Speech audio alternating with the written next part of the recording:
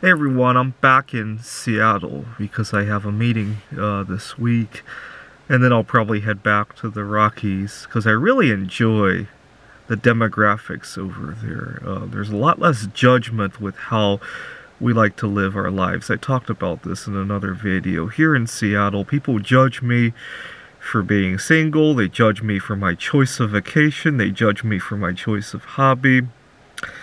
In the Rockies, people really like to live and let live. But that gets to the topic of this video, which is you have to know your limitations and what triggers you and what to avoid. I have a family member that I often have trouble talking to because she is very jittery, and what should be a 2-minute or 3-minute topic, had she let me finish and she would have understood it and agreed with it, now ends up taking 10-20 minutes of interruptions. Let me give you an example.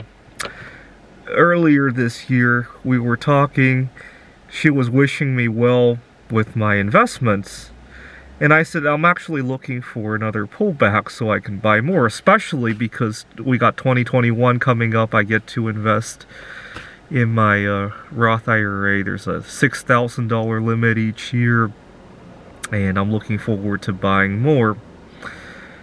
And so she had interrupted with, well, how do you know that the gold mining stocks that you're buying, how do you know when you turn 65 they're going to be higher than they are today, right? And the answer to that is that even if they are lower, if I buy them at a discount, I'm going to lose less, right? Losing less is just like gaining more, right? Okay, so really it was 2 sentences, but there were so many interruptions just to get to those 2 sentences. Okay, it's bad enough that we're wasting 10, 15, 20 minutes interrupting each other. Okay, that's bad enough. The worst part is that when I talk to my family member, and I'm constantly anxious about interruptions, and I have to run my mouth really fast to get through them, I don't want to train myself to do that, because at the meeting tomorrow, I don't want to be doing that with my boss and my coworkers.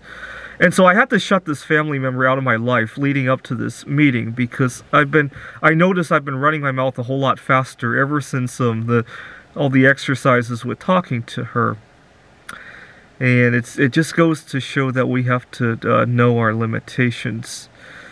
There's another challenge that well, the family member, that's not a big deal. I can send her emails for the time being.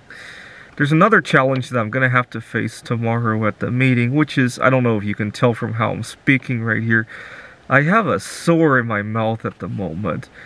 And things like that put a very big barrier, because I tend to cut words from my sentences, and sometimes you would think that it pays to be concise, right? Not really. Let me give you an example.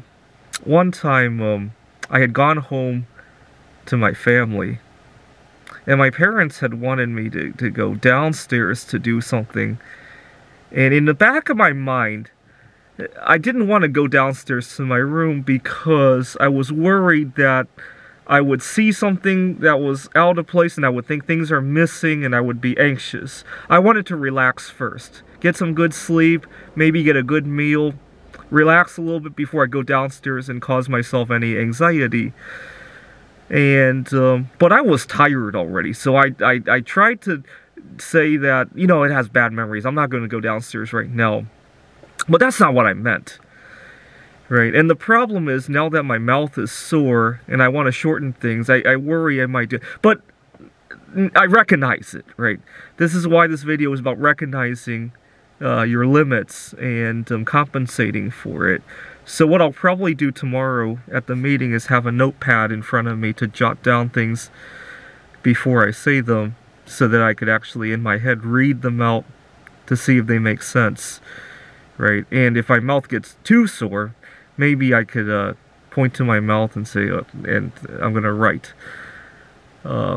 Which is, writing is also a big challenge for me, believe it or not, because I'm so used to typing on the computer that I'm used to seeing 110, 120 words a minute. When I write, I can't do that, and my eyes and my mind don't seem to sync up correctly. But again, know your limits and recognize them, right? Thanks for watching.